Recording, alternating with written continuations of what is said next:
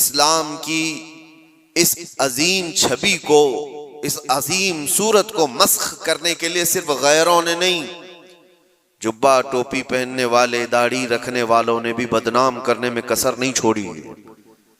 आज हिंदुस्तान ही नहीं, पूरी दुनिया जिन मजाहिर को देख करके खौफजदा होती है, जिसको दहशतगर्दी कहा जाता है। दहशत ये एक वर्ड है, दहशत डर को कहते हैं, खौफ पैदा करना। मतलब मैं अगर चंद बच्चों को सामने लेकर के तलवार दिखा दूं, आग लगा करके दिखा दूं, तो बच्चों के दिलों के अंदर खौफ आएगा। इसको कहते हैं डर पैदा करना, यही वर्ड है दहशतगर्दी। इसी को आतंकवादी कहा जाता है। आतंकवाद भी इसी को कहा गया कि डर पैदा करना लोगों के दिलों के अंदर। टेररिज्म उसको इंग्लिश में, कि लोगों को खौफ का माहौल बना करके रखना, कि डरते रहे लोग। क्या ये इस्लाम का हिस्सा है? लोगों के अंदर डर पैदा करना, खौफ पैदा करना। मैं तुम्हें बताता हूं, आम लोगों की बात तो छोड़ो, रब तबारक व तआला अपने हबीब सल्लल्लाहु तआला अलैहि वसल्लम को क्या फरमाता है? फज़क्किर इन्नमा अंत मुज़क्किर लस्ता अलैहिम बिमुसैतिर। ऐ रसूल, आप इनको सिर्फ वाज़ो नसीहत करें, आपको इसीलिए भेजा गया है। नबी पाक सल्लल्लाहु तआला अलैहि वसल्लम को रब तबारक व तआला ने यह फरमाया, फबिमा रहमतिन मिनल्लाहि लिंत लहुम वलौ कुंत फज़्ज़न गलीज़ल क़ल्बि लनफ़ज़्ज़ू मिन हौलिक। ऐ रसूल, आपके दिल की नरमी है कि ये लोग आपके इर्द गिर्द हैं। अगर आप सख्त लहजा इस्तेमाल करेंगे तो ये सारे लोग दूर हो जाएंगे। किसके लिए अल्लाह फरमा रहा है? रसूलुल्लाह के लिए, कि सख्त लहजा इस्तेमाल ना करें। जुबान का सख्त लहजा इस्तेमाल करने को मना किया गया कि लोग बिखर जाएंगे। यहां पर जो दहशतगर्दी का लफ्ज इस्तेमाल है, पूरी दुनिया की डिक्शनरी में नया आया हुआ, और लोगों ने तो अब इस्लामोफोबिया नाम से एक नया वर्ड इजाद किया। इस्लामोफोबिया क्या है? इस्लाम के नाम से लोगों में हैबत तारी करना, दहशत तारी करना, डर तारी करना। अगर ये चंद जमातें मिलकर करती हैं बनाम मुसलमान, चाहे वो पाकिस्तान की रहने वाली हो, अफगानिस्तान की हो, सीरिया की हो, इराक की हो, कहीं की भी हो, लेकिन वो इस्लाम की ठेकेदार नहीं हो सकती, वो इस्लाम की जिम्मेदार नहीं है। उन्होंने अपने दिमागों से इस्लाम की सूरत बनाई होगी, डर पैदा करके। नबी पाक सल्लल्लाहु तआला अलैहि वसल्लम ने कभी तो तबलीग नहीं फरमाई। आओ आपको मैं बताऊं, एक जंग से वापसी के दौरान सहाबा भी सब थके हुए थे। एक जगह हुजूर भी आराम करने के लिए लेट गए, सहाबा भी लेट गए, सबकी आंखें लग गई हैं थकान की वजह से।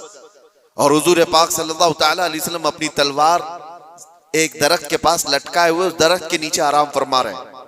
अचानक एक दुश्मन जमात का शख्स आया जो मुसलमान भी नहीं थे। वो आते ही देखा हुजूर पाक सल्लल्लाहु अलैहि वसल्लम को, और देखा कि सब सोए हुए हैं, सीधे गया और हुजूर की तलवार ले ली। तलवार पकड़ ली, हुजूर की आंखें खुली। आपने देखा कि ये तलवार सोते हुए खड़ा है, और वो शख्स क्या कह रहा है? मैं यमनउक मिन्नी, ऐ मोहम्मद बता मुझसे तुझे कौन बचाएगा। वो तलवार खींचे हुए हुजूर पाक सल्लल्लाहु अलैहि वसल्लम को सोने के वक्त में आकर के इस तरह से वो पूछ रहा है। हुजूर बेदार होकर के जब देखते हैं ये पूछ रहा है, आज मुझे तुझसे कौन बचा, मुझसे तुमको कौन बचाएगा? हुजूर ने सिर्फ एक लफ्ज कहा, अल्लाह, मुझे मेरा रब बचाएगा, अल्लाह बचाएगा। वो सामने वाले के जिस्म के अंदर पता नहीं कपकपी तारी हुई, और अचानक तलवार उसके हाथ से गिर गई। तलवार उसके हाथ से गिर गई, और हुजूर पाक सल्लल्लाहु तआला अलैहि वसल्लम ने वो तलवार अपने हाथ में ले ली। सोचो जरा, जो शख्स आपको मारने का पूरा प्लान कर चुका हो, अचानक वो फेल हो गया और आपको बढ़त मिल गई, तो फिर आप क्या करेंगे? आप क्या करेंगे? कोई कसर नहीं छोड़े। नबी पाक सल्लल्लाहु तआला अलैहि वसल्लम के हाथ में तलवार आई, आपने वही जुमला उससे पूछा, मैं यमनउक मिन्नी, बता तुझको कौन मुझसे बचाएगा, कौन बचाएगा? थोड़ी देर पहले यही जुमला तू मुझसे पूछ रहा था, तलवार अब मेरे हाथ में। और सहाबा भी जाग गए थे। वो शख्स सिर्फ इतना कहता है, अंत करीम बिन करीम, तुम शरीफ के बेटे शरीफ हो। बस मैंने इतना ही सुना है, हुजूर पाक सल्लल्लाहु अलैहि वसल्लम ने तलवार नीचे रख ली और कहा, जाओ मैंने तुम्हें आजाद किया और माफ कर दिया। सख्ती के साथ जो तलवार उठाया है, दुनिया का तो दस्तूर है, लड़ाई उसके साथ होती है जो आपसे लड़ने आया हो। अपने डिफेंस में आदमी लड़ता है, लेकिन यहां मेरे मुस्तफा सल्लल्लाहु अलैहि वसल्लम ने उसको दरगुजर किया जो आप पर तलवार उठाया हुआ था। चाहते तो डर सुनाते, टुकड़े करके उसकी कौम के पास भेजते और दहशत फैला दी जाती कि डरो कि जो भी इस तरफ आएगा उसकी हालत ये कर दी जाएगी। नागुज़ेर हालात जब पैदा हुए तब जंगें हुई हैं, बहुत ऐसी हालतें आ गई हैं कि जीना तंग कर दिया गया है, तब जंगें हुई हैं। वरना तो इस्लाम का दस्तूर ये है, मेरे आका सल्लल्लाहु अलैहि वसल्लम ने फरमाया, ला ततमन्नौ लिक़ाअ अदुविकुम, तुम दुश्मन से लड़ने और भिड़ने की तमन्ना भी मत करो। जंग की तमन्ना करना भी जायज नहीं। हुजूर पाक ने फरमाया, हाँ ऐसी सूरत पैदा हो गई तुम्हारे ऊपर, तब वो जंग के नागुज़ेर हालात में कहा गया। लेकिन आज जो हालात पेश आए हैं, आप अंदाजा कर सकते हैं। दहशत का लफ्ज हमारे साथ जो जोड़ा गया है, आतंक का लफ्ज या टेरर का लफ्ज जो जोड़ा गया है, चंद लोगों के अमाल हो सकते हैं, ये इस्लाम का हिस्सा नहीं हो सकता। जिस तरह से अभी हमारे मुल्क में दिल्ली में जो ब्लास्ट हुआ, किन लोगों ने किया? शुरुआती तहकीकात में जो नाम पेश किए जा रहे हैं मुसलमानों के नाम। कौन से मुसलमान हैं ये लोग? क्या चाहते थे और इससे हासिल किसका फायदा हुआ? मुझे कोई भी सेंस रखने वाला मुसलमान हो, कोई भी बताए। ये बात इसलिए मैं अर्ज कर रहा हूं कि आज बहुत सारे नौजवान जज्बाती हो गए और कुछ लोगों की वजह से, यानी कुफार और मुशरिकीन की तकालीफ की वजह से वो सोचते हैं ऐसे कदम उठा लेना चाहिए। मैं उनसे कहता हूं, एक बात याद रखना, एक्सट्रीमिज्म, शिद्दत पसंदी दूसरी शिद्दत पसंदी को जन्म देती है। ऐसा नहीं कि तुम तशद्दुद करोगे तो सामने वाला तशद्दुद नहीं करेगा, तुम एक करोगे सामने दो करने वाले होंगे, तुम दो करोगे चार की शिद्दत और हो जाएगी। ये हल नहीं है दुनिया में। जिन नौजवानों ने ये रास्ता इख्तियार किया, अगर मेरी बात वो सुनते हैं तो तवज्जो चाहता हूं, किसका भला किया है इन जमातों ने? इस तरह के कत्ल और गारत से, इस तरह के ब्लास्ट से किसका भला किया है? उम्मत का, इस्लाम का, मुसलमानों का, मुल्क का, किसका? किसी का नहीं। ना हक रास्ते में चलने वालों की जानों को लेना। कुरान कहता है, मन क़तल नफ्सन बिगैरि नफ्सिन औ फसादिन फिल अर्द फकअन्नमा क़तल अन्नास जमीआ। जिसने ना हक एक जान को कत्ल किया है, उसने पूरी इंसानियत को कत्ल किया है। छठे पारे में रब ताला फरमाता है, उसने पूरी दुनिया का कत्ल किया है। लोग क्या समझते हैं, ये ब्लास्ट कर लेना, किसी भी इलाके में जाकर के बारूद से उड़ा दिया जाना, इसको जिहाद से ताबीर करते हो?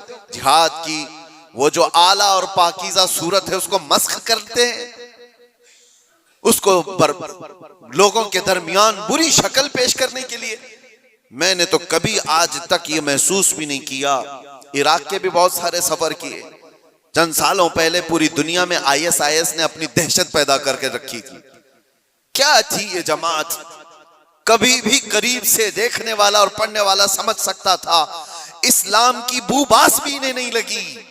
जो 12 साल की 13 साल की लड़कियों को इराक की मंडियों में ले जाकर के बेचते हो, छोटी लड़कियों को, वहां के हालात हमें पता है, और उनकी तरबियत ऐसे करना, पूरा पेट्रोल की चोरी करना, दुनिया में बेचना, और ये कत्ल गारत और ये जो फसाद मचाया था, इस फसाद का नाम इस्लाम हो ही नहीं सकता। और इसीलिए मैंने सबसे पहले आयत क्या पढ़ी, वला तुफसिदू फिल अर्दि बअद इस्लाहिहा। रब ताला फरमाता है, इस पूरी जमीन पर कहीं फसाद मत मचाओ इसकी इस्लाह किए जाने के बाद। अरे मियां, यहां कचरा डालने की इजाजत नहीं है, तुम खून बहाने की बात करते हो। हाँ, मोहम्मद अरबी सल्लल्लाहु ताला अलैहि वसल्लम का वफादार जो होगा, अरे शेर तो मैदानों में लड़े जाते हैं, मुकाबला होगा तो मैदानों में मुकाबला होता है। यूं नहीं होता कि नाहक कोई भी रास्ता चलने वाले की जान ले ली जाए और उसको कहा जाए कि ये जिहाद है, ये जंग है, ये बदला है, ये इंतकाम है। हरगिज नहीं। मैं सख्त मजम्मत करता हूं ऐसे तमाम गतिविधियों का। कोई भी नौजवान इस तरह की हरकतों में मुलव्विस होता है तो जानते हैं इसका नुकसान कितना लंबा होता है, कितना लंबा नुकसान होता है।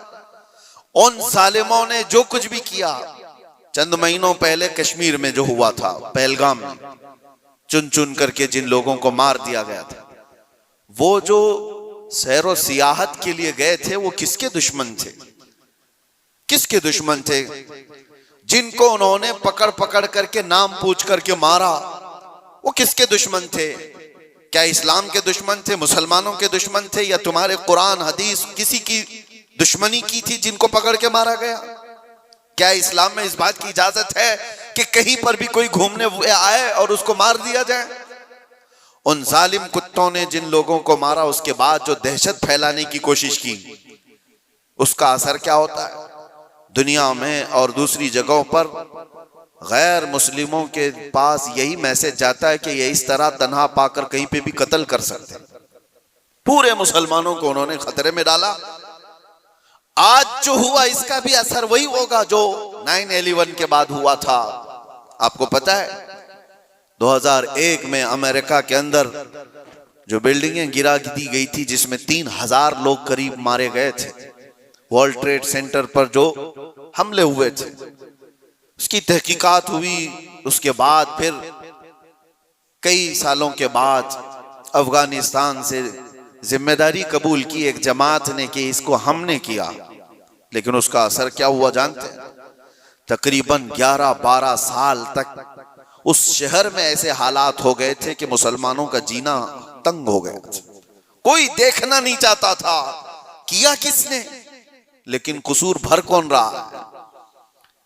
इसलिए मेरे अजीजों, कोई एक नौजवान अगर ऐसी हरकत करता है, अभी जैसे तहकीकात में ये बात आती है कि ये डॉक्टर पेशे से ताल्लुक रखने वाले लोग थे, शुरुआती तहकीकात ये बता रही है कितना अजीम पेशा था जिसको इख्तियार किया गया। ये बातें मैं इसलिए कह रहा हूं कि बहुत सारी जगहों पर हो सकता है कि पॉलिटिकल बनाया गया हुआ कई जगहों पर होता है, लेकिन मैं ये जानता हूं ये चीजें जो ये हरकतें हुई हैं, रियल कुछ लोग इसमें मुलव्विस होते हैं, क्योंकि जेलों में मैंने देखा है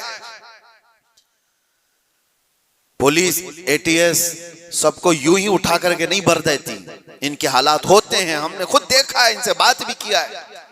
एक बात मैं आपको बता देता हूं, पुलिस से तो वो अपना जुर्म छुपा सकता है, कैदियों में आपस में तो अपना जुर्म बताता ही है। क्या क्या किया था हमें पता है, क्या क्या प्लानिंग किए जाते थे। पहले हम भी यही समझते थे कि ये सारा का सारा फेक होता है, मुसलमानों को फंसाने के लिए किया जाता है। नहीं, सब फेक नहीं होता, कुछ मुलव्विस होते हैं, प्लानिंग में इस तरह के शरीक होते हैं। अब मैं नहीं जानता कि वो किस तरह के मुसलमान हैं जो इन चीजों में मुलव्विस हो जाते हैं, उनको कौन डाइवर्ट करता है, कौन फंडिंग करता है। ये सब हुकूमत के और डिपार्टमेंट के काम है कि इन लोगों को अमन को नुकसान पहुंचाने वाली ऐसी हर चीज को वो रोकें। इसका असर अब क्या होगा? क्या हमारे बच्चे जो डॉक्टर बनना चाहते हैं वो किसी भी कॉलेज या यूनिवर्सिटी में जाएं तो क्या उनको शक की नजर से नहीं देखा जाएगा? ये भी डॉक्टर बनकर के कहीं ऐसा ब्लास्ट तो नहीं करना चाहता? उन जालिम कुत्तों ने अपनी हरकतों से कितने बच्चों की जिंदगी को दांव पे लगाया है, और फायदा किसका किया है? किसका फायदा किया? मैं महसूस करता हूं मेरे अजीजों, ये अगर इस्लाम का नाम लेकर के या बदला लेने की बात करके इस तरह की हरकत करते हैं तो आपको अंदाजा है कल अगर उस इलाके में मैं होता या आप भी होते तो भी उड़ गए होते ना, मर गए होते हैं।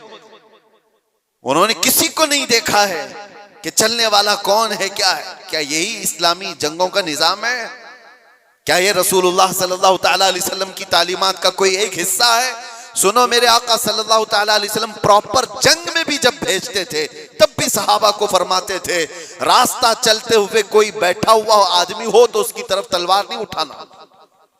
मेरे आका सल्लल्लाहु अलैहि वसल्लम, ये तो जंग की हालत भी नहीं है अभी हमारी, कहीं जंग की हालत में है हम लोग, जंग की हालत में नहीं। प्रॉपर जंग जहां हो रही होती वहां के लिए भी मेरे आका फरमाते कि वहां के बूढ़ों के साथ कोई बदतमीजी ना हो, औरतों के साथ लड़ाई ना हो, हामिला औरत है तो उसको छुआ ना जाए, उनको कैदी नहीं बनाया जाए। और ये तो छोड़े, नबी पाक सल्लल्लाहु अलैहि वसल्लम अपने सहाबा को जब भेजते तो ये भी तालीम देते कि जिस इलाके में जा रहे हो उनकी जो भी इबादत गाह है, इबादत गाह को तोड़ फोड़ नहीं करोगे, वहां के दरख्तों के पत्ते नहीं उखाड़ोगे, जो तुमको मारने की कोशिश किया उसके साथ तुम्हारी लड़ाई होगी। ये निजाम था। और यहां बैठे बैठे किसी को उड़ा देना, इस्लाम से कोई, मेरी इन बातों को कुछ लोगों तक मुझे पता है पहुंचती होंगी और वो शिद्दत पसंदी में कहते हैं कि शायद ये भी यहाँ की मसलहत पसंदी और हिकमत पसंदी के एतबार से बात कर रहे होंगे। हमको ये सारी मसलहत पसंदी की जरूरत भी नहीं, हम किसी की जी हुजूरी करने के लिए बात नहीं कर रहे हैं, हम बात इसलिए कर रहे हैं कि मेरे दीन पर जब कभी धब्बा लगने की सूरत आए तो हम चीख करके बोलेंगे, चाहे वो हमारे अंदर मौजूद कोई मुनाफिक हो उसको भी पकड़ करके हम बेनकाब करेंगे कि इसका ताल्लुक मेरे मुस्तफा की जात से हो ही नहीं सकता। इसलिए हमें बोलना जरूरी है, चाहे वो इस्लामी नाम से कोई मुल्क भी हो, पाकिस्तान, अफगानिस्तान, इराक, शाम, कहीं पर भी पनपने वाले, हम सबसे पहले टटोल करके देखेंगे।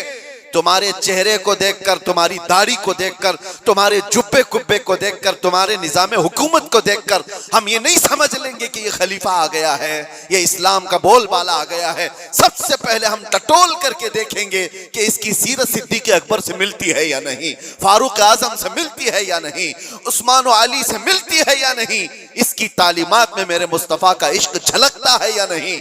अगर नहीं झलकता हम अपनी ठोकर पर उसको रखते हैं, चाहे वो कितनी ऊंची पगड़ी पहनता हो।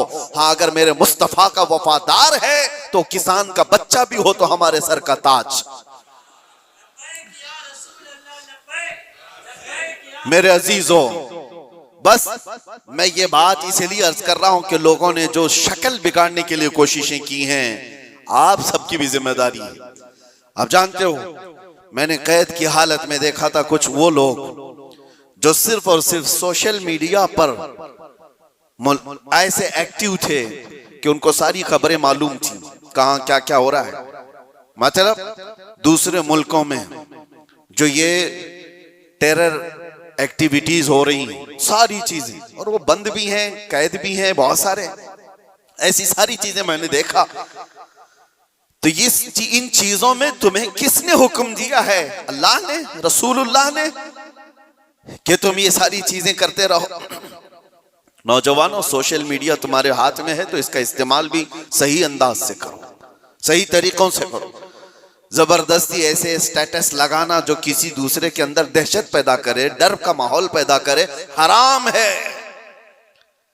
एक स्टेटस की बात कर रहा हूं, तुम अगर अपनी जात से लोगों को डराते हो तो ये हराम काम कर रहे हो। वजह यह है कि लोग सिर्फ और सिर्फ तुमसे नहीं डरेंगे, पूरे इस्लाम से वो डरने लग जाएंगे, वो मोहम्मद अरबी सल्लल्लाहु तआला अलैहि वसल्लम की तालीमात से डरने लग जाएंगे। माहौल तो ये पैदा करो कि लोगों ने प्रोपेगेंडा फैलाया था मदीने में, कुफार और मुशरिकीन ने, कि मुसलमान ऐसे होते हैं, वैसे होते हैं। एक औरत आई अबू बकर सिद्दीक रज़ियल्लाहु तआला अन्हु के पास, यहूदी औरत, कहा मुझे बहुत डर लगता है। डर किसने पैदा किया था? मुसलमानों ने नहीं, कुफार और मुशरिकीन ने प्रोपेगेंडा फैलाया था। यहूदी औरत डर के मारे आई सिद्दीक अकबर के पास, कहती है मुझे मदीने में नहीं रहना, यमन जाना है मेरे रिश्तेदारों के पास, मुझे अमन के साथ भेज दिया जाए। हजरत अबू बकर सिद्दीक ने एक ऊंटनी मंगवाई, 2 जवान सहाबा को बुलाया और कहा इस खातून को सही सलामत यमन तक पहुंचा के आओ। औरत बैठ गई, वो सोचती रही ये 2 नौजवानों को मेरे साथ कर दिया गया, पता नहीं रास्ते में ये क्या कर डाले। अल्लाहु अकबर, तारीख बताती है वो 2 नौजवान सहाबी चलते रहे, वो खातून बैठी रही। जब जब कोई चौकी आती लोग पूछते कौन है, कहां से है, क्या है, वो नौजवान सिर्फ इतना ही कहते सिद्दीक अकबर की मेहमान, यमन जा रहे हैं और हम सफीर हैं और इनकी हिफाजत के लिए चल रहे हैं। पूरे यमन तक का रास्ता तय हो गया। वो खातून कहती एक नौजवान भी मेरी तरफ निगाह उठाकर नहीं देखा। सही सलामत पहुंचने के बाद वो खातून अपने रिश्तेदारों को जमा करती है और कहती है, मैं तो डर के मारे मदीने से भाग कर आई थी, मुझे खबरें इसी फैलाई गई थी, मुझे डर था, एक दहशत का माहौल था, मैं अपने रिश्तेदारों में आई थी, लेकिन सबसे मैं ये ऐलान करती हूं कि मैं वापस मदीने जा रही हूं, इसलिए कि उससे ज्यादा अमन मुझे और कहीं नहीं लगता जो मेरी इज्जत की हिफाजत करे। ये माहौल पैदा करो नौजवानों, माहौल तो ये पैदा करो कि लोग तुम्हारा इस्तेकबाल करें। आज लोग तुम्हें अपने मोहल्ले में घर देने से डरे नहीं कि इनको घर देंगे तो पता नहीं ये क्या कर डालेगा, गंदगी कर डालेगा, घूर घूर करके लोगों को परेशान कर डालेगा। ये तो दहशत पैदा करने वाला माहौल है, क्यों नहीं दिया जाता? डर का माहौल पैदा करने की बजाय अमन का माहौल ऐसा पैदा करें, मोहब्बत का माहौल ऐसा पैदा करो कि लोग तुम्हारा इस्तेकबाल करें। आपको पता है 19 साल के मोहम्मद बिन कासिम को हिंदुस्तान में जब वो पहले कदम रखा था, अपने इलाके के इलाके दिए थे और कहा था, ऐ नौजवान तू अपनी हुकूमत चला, हम तेरे पीछे चलने को तैयार हैं। अखलाक देखा था, किरदार देखा था, औरतों की हिफाजत करने वाले जवान को देखा था, तो दुनिया कदमों में थी। अखलाक वो पैदा करो, दहशत का माहौल नहीं, डर का माहौल नहीं। मैं सख्त तरीन जुमलों से मजम्मत करता हूं इस तरह के हमलों का, और जाहिर सी बात है हम जिस मुल्क में रह रहे हैं मेरे अजीजों, दर्द हमें इस बात का भी होता है, हम अपने मुल्क में कचरा भी नहीं फेंकना चाहते, तो नाहक बिरादराने वतन चाहे वो कोई भी हो, उनकी जान लेने की इजाजत कैसे दी जा सकती है? क्या ये मेरे मुल्क जहां मैं रह रहा हूं, आप रह रहे हैं, उसकी इज्जत पर खतरा नहीं है? उसकी हिफाजत, उसकी सिक्योरिटी पर खतरा नहीं है?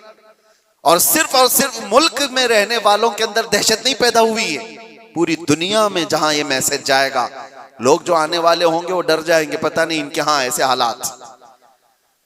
तो क्या ये मुल्क की छवि को बर्बाद खराब करने की कोशिश नहीं? कितनी एक काम से उन जालिमों ने अपने खानदान को जोखिम में डाला, अपने रिश्तेदारों को, अपने वतन को, अपने दीन को, और जहां वो पढ़ते थे वो सब जगह को, सबको खतरे में डाला है और बर्बाद किया है एक अमल ने। इसीलिए कुरान ने क्या कहा, ना हक किसी एक की जान लेने का मतलब है पूरी दुनिया की कत्ल करने के बराबर, और किया उन्होंने इंसानियत के कत्ल के बराबर है। अल्लाह ताला ऐसी गतिविधियों में मुलव्विस रहने वाले मुनाफिकों से हमारी हिफाजत फरमाए।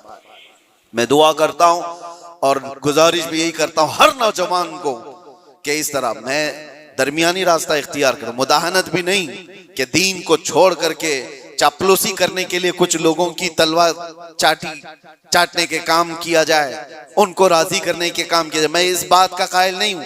लेकिन यह बात भी जरूर कहूंगा कि ऐसे शिद्दत पसंद कोई तहरीक हो, कोई तंजीम हो, कोई ऐसी गतिविधियां हो रही हो, उनसे तुम्हारा कोई ताल्लुक ना रहे, उनके दरमियान। हाँ, आपको अपने नबी पाक की मोहब्बत पर भरोसा है या नहीं? मेरे नबी पाक सल्लल्लाहु अलैहि वसल्लम से जो इश्क है, मुझे कामिल भरोसा है, मैं तन्हा भी मैदान में रहूंगा, मेरे नबी की मदद। इंसानों का जीना तंग कर देना किसी भी एतबार से हो, हत्ता के रास्ते में कचरा डालना, यह भी एक फसाद है। लोगों के चलने फिरने के लिए तकलीफ दे चीज कोई रख देना, यह भी फसाद है जमीन पर, और अल्लाह तबारक व तआला इसको सख्ती के साथ मना फरमाता है कि जमीन में फसाद मचाने वाले अल्लाह को पसंद नहीं है। मुझे यहां बात यह अर्ज करनी है कि इस्लाम वो अजीम दीन है जो दुनिया से फितने और फसाद को खत्म करने के लिए आया।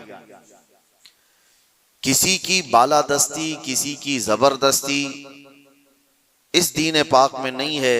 आपको अंदाजा हो तो मैं बताऊं, ईरान के एक बादशाह के पास नबी पाक सल्लल्लाहु तआला अलैहि वसल्लम के एक सहाबी गए, सफीर बन करके गए थे। तो बादशाह ने पूछा कि कौन सा दीन तुम लोग लेकर के आए? तो सहाबी ने एक जुमले में यूं कहा था, वो दीन हमारे पास आया है जो इंसान को इंसानों की इबादत से हटाकर खालिक की इबादत में लेकर जाता है। इंसान को इंसान की बालादस्ती या उसकी तमाम तर महकूमियत से हटाकर अल्लाह अज़्ज़ा वजल की बारगाह में सरनिगू करता है। अब मामला ये है कि लोगों ने अपने अपने ख्यालात से इस्लाम की तस्वीर अपने दिमाग में बना ली है। हर कोई ये समझता है कि इस्लाम इस तरह से है, इस्लाम इस तरह से है। इसी वजह से कुछ ऐसे इंसिडेंट पेश आते हैं जो अपने राय से और अपने दिमाग से कुछ मुसलमान कर जाते हैं। एक बात याद रखें, वो इस्लाम नहीं हो सकता, किसी मुसलमान का काम हो सकता है। इस्लाम वही है जो रसूलुल्लाह सल्लल्लाहु तआला अलैहि वसल्लम से साबित हो और उनके सहाबा ने करके दिखाया, वही इस्लाम है। आज पूरी दुनिया जिस तरह से टारगेट पर रखी हुई है, ये मुसलमानों के कामों की वजह से, इस्लाम के तालीमात की वजह से नहीं। काश अगर वो इस्लाम की सच्चाइयों को पढ़े होते तो उन्हें अंदाजा होता कि इस्लाम ये है नहीं, लेकिन ये काम जो हो रहा है ये किसके थ्रू हो रहा है। जो जुल्म, जो फसाद, जो फितना पूरी दुनिया में मचाया जा रहा है, अगर वो किसी व्यक्ति के जरिए से है, किसी इंसान के जरिए से है, तो ये उसका अमल है, उसके दीन का नहीं, क्योंकि वो दीन का ठेकेदार नहीं है। अगर कोई मुसलमान शराब पीता है और उसमें मस्त होकर लोगों से लड़ता भिड़ता है, तो ये उसका अमल है, ये दीन का हिस्सा नहीं। अगर कोई ताश के पत्तों पर बैठा पूरी पूरी रात गुजारता है, तो ये उसकी बदकिरदारी है, उसके बद अखलाक है, इस्लाम का ये हिस्सा नहीं, इस्लाम ने उसे दिया ही नहीं है। कोई नौजवान आवारा बिगड़ा हुआ लड़कियों की तरफ गलत नजरें मारता है और पाकबाज खवातीन की जिंदगी के लिए वो दुश्वार बन गया है, तो वो शैतान है, वो इस्लामी हिस्सा नहीं है।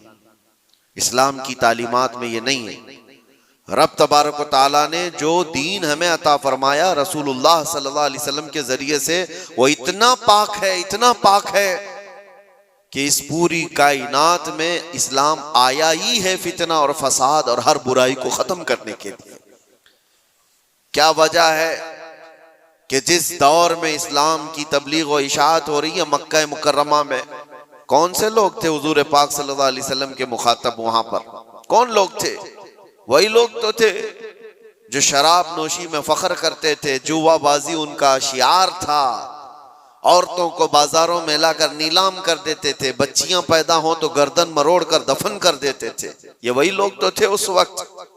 लेकिन नबी महतरम सल्लल्लाहु ताला अलैहि वसल्लम की तबलीग व इशाअत के बाद एक एक बुराई का खात्मा हुआ या नहीं, पूरी तारीख इसकी गवाह है। एक एक बुराई खत्म होती चली गई। जिस मक्का में पैदा होने वाली बच्ची का गला घोंट करके दफन कर दिया जाता था, उसी मक्का से मेरे आका ऐलान फरमा रहे हैं औरतों के हुकूक के मुताल्लिक कि औरत अगर तुम्हारी एक बेटी हो, उसकी परवरिश करके तुमने सही जगह उसको शादी करके दे दिया, तो हुजूर फरमाते मेरी शफाअत उस पर वाजिब है, मैं उसे जन्नत में ले जाने की जमानत देता हूं। बेटी का हक ये बताया उसी मक्का मुकर्रमा में जहां लोग अपनी माँ और अपनी बहनों को बाजारों में नीलाम कर देते, मेरे आका सल्लल्लाहु अलैहि वसल्लम ने इस बुराई का खात्मा फरमाया। इरशाद क्या फरमाया कि अल जन्नतु तहत अक़दामिल उम्महात। तुम क्या समझते हो औरतें बाजारों की जीनत है? तुम्हारी अगर माँ है तो उसके कदमों में तुम्हारी जन्नत है, बहन है तो तुम्हारे हक में उसकी दुआएं कबूल है, बीवी है तो उसको एक लुकमा खिलाना सदक़े का सवाब है। औरतों के हुकूक बयान किए। जहां बच्चों पर जुल्म होता था, नबी मुहतशम सल्लल्लाहु ताला अलैहि वसल्लम ने उसको खत्म फरमाया। बूढ़ों के लिए, बेवाओं के लिए, बेवाओं को तो मुआशरे में रहने नहीं दिया जाता था, उनके लिए अलग बस्तियां हो जाती थी। शगुन अब शगुन ये भी हमारे इलाके में भी पाए जाते हैं सब चीजें। किसी औरत का शोहर मर जाए, सती की रस्म यहां पर भी हुआ करती थी, औरत को शोहर के साथ जला दिया जाता। मगर नबी करम सल्लल्लाहु ताला अलैहि वसल्लम ने बेवा औरत के हुकूक को सिर्फ बढ़ाया नहीं, आपने जितने निकाह फरमाए सिवाय उम्मुल मोमिनीन आयशा सिद्दीका के, ये सारी बीवियां आपकी बेवा ही हैं। बेवा को हुजूर सल्लल्लाहु अलैहि वसल्लम ने बेवा हैं या मुतल्लका हैं, हुजूर पाक सल्लल्लाहु अलैहि वसल्लम ने अपने हरम की जीनत बनाई, बल्कि करोड़ों मोमिनों की उनको मां का दर्जा अता फरमाया। एक एक बुराई का खात्मा करने के लिए इस्लाम इस रोए जमीन पर आया। लेकिन अफसोस ये है मेरे अजीजों, हालात इस तरह करवट ले चुके। बहुत पहले एक शायर ने कहा था बारगाह मुस्तफ़ा सल्लल्लाहु अलैहि वसल्लम में अर्ज करते हुए, ए खासान रसूल वक्त दुआ है, उम्मत पे तेरे वक्त अजब आके पड़ा है। जो दीन निकला था अपने देश से, अपने वतन से, आज वो परदेश में गरीबुल गुरबा है। ये दीन बड़ी शान से निकला था अपने वतन से और हर किसी ने इसको गले लगा लिया था, और आज ये अपने ही लोगों के दरमियान अजनबी बन चुका है। ये दीन इस्लाम अपने ही लोगों के बीच में अजनबी बना हुआ है। तवज्जो चाहता हूं मेरे अजीजों, इस्लाम की इस अजीम छवि को, इस अजीम सूरत को मस्ख करने के लिए सिर्फ गैरों ने नहीं, जुब्बा टोपी पहनने वाले, दाढ़ी रखने वालों ने भी बदनाम करने में कसर नहीं छोड़ी है।